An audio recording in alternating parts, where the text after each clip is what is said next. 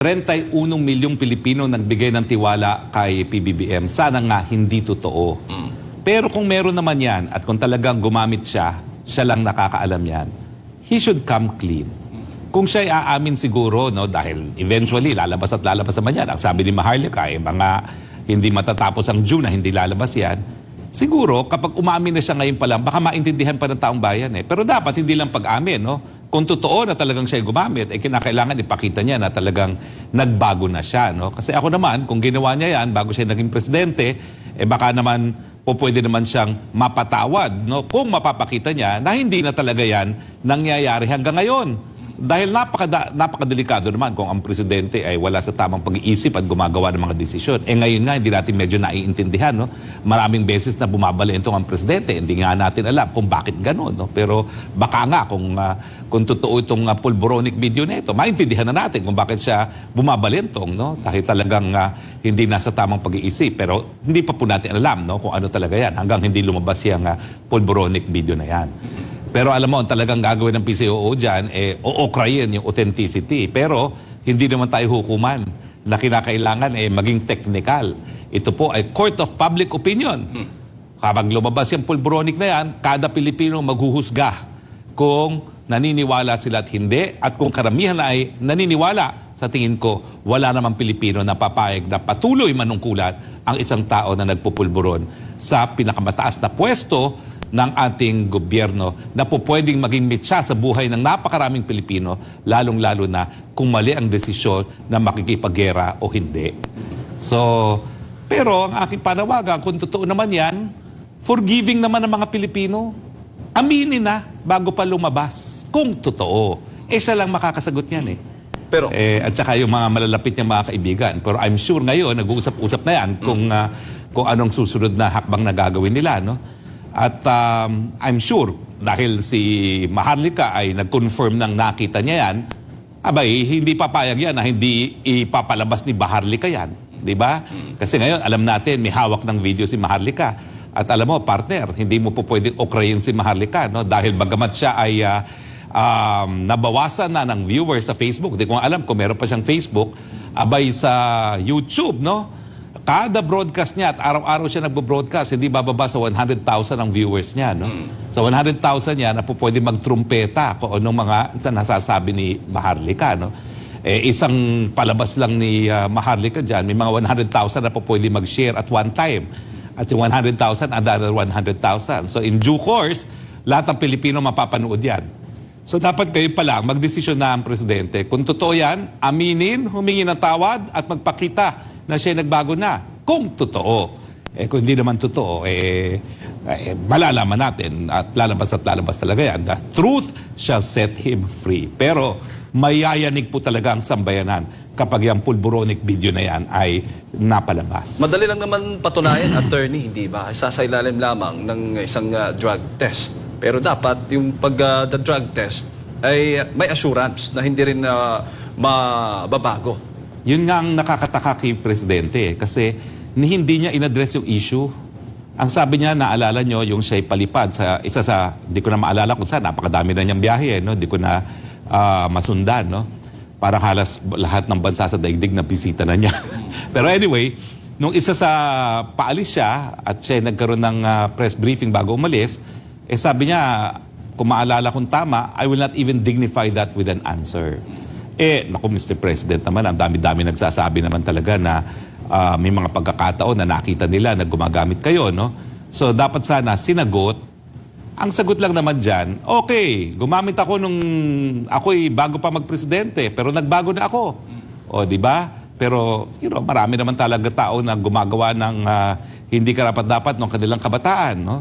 Pero titignan nga natin kung kailan yung pulvoronic video na yan, kung maipalalabas, kung ito ay bago o ito ay luma, no? Pero tingin ko kung luma yan, mapapatawad naman siya, no? Pero kinakailangan siguruduhin niya na wala talagang impluensya ngayon na siya ay nasa pinakamataas na katungkulan sa ating bayan. Ako naman ay nagsimula ng diskusyon na yan kasi it's a matter of time. Lalabas at lalabas talaga yan. Nung sinabi ni Maharlika ang nakita na niya, tingin nyo, hindi ilalabas yan ni Maharlika? Lalabas at lalabas yan. So, kinakailangan paghandaan na. Ako naman nagmamahal dito sa ating bansang Pilipinas. Ayaw ko na magkakaroon ng pagkakagulo. So sa akin, ang apila, kung totoo, aminin na at humingi na ng tawad. No? At siguro, do the honorable thing. Resign. Kung totoo. Kung hindi totoo, sige, makipaglaban. Pero titingnan natin kung anong husga ng taong bayan.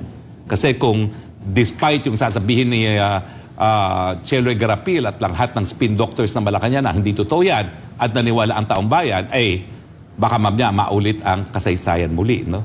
Pero para kasing nauulit talaga ang kasaysayan akala natin magbabago, no? Akala natin lilinisin ang pangalan, pero nangyayari, sinupil ang SMNI. Alam mo ba, yan din ang ginawa ng kanyang ama nung siya ay nagdeklara ng martial law. Sinupil ang malayang pananalita at malayang pamamahayag. Tapos yung saligang batas, binasura.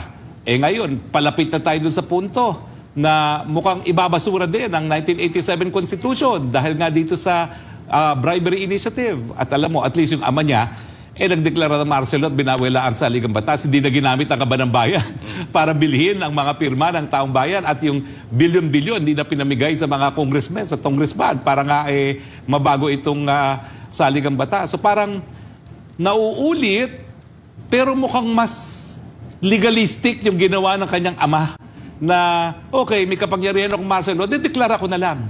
Wala nang paligoy-ligoy pa. Ito may paligoy-ligoy pa pero ganun din papunta at ganun din ang resulta.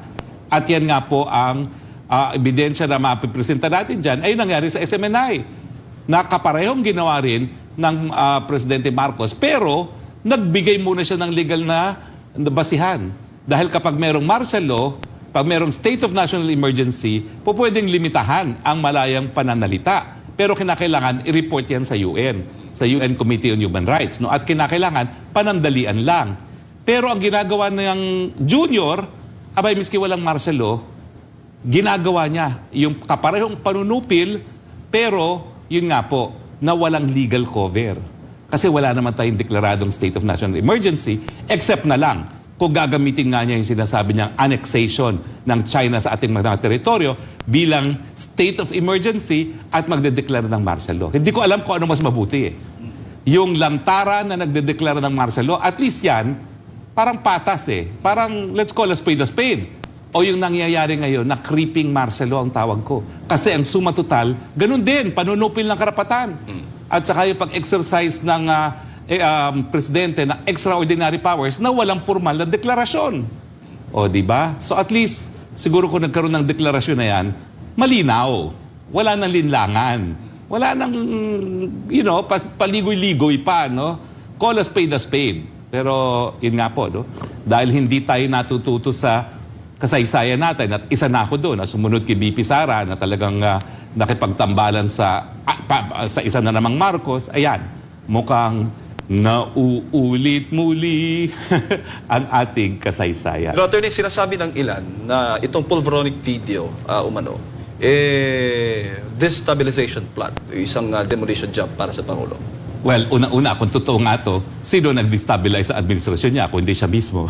Kasi kung totoo, kayo na ba mga tao, hindi pa naman natin sinasabi totoo, hindi pa natin nakikita Pero, totoo po yan, it will have the effect of destabilizing government. Pero sino nag-destabilize? Siya mismo, dahil siya yung nakuhanan sa pulveronic. Kung totoo. Paulit-ulit po tayo, kung totoo, dahil hindi naman totoo yan Kaya lang, paano mo buburahin yung sinabi ni Maharlika ang nakita na niya?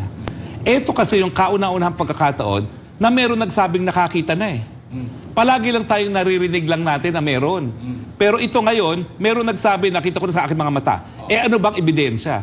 Yung paggamit ng ating mga senses, mata, pandinig, pang-amoy, para mapatunayan ng isang bagay.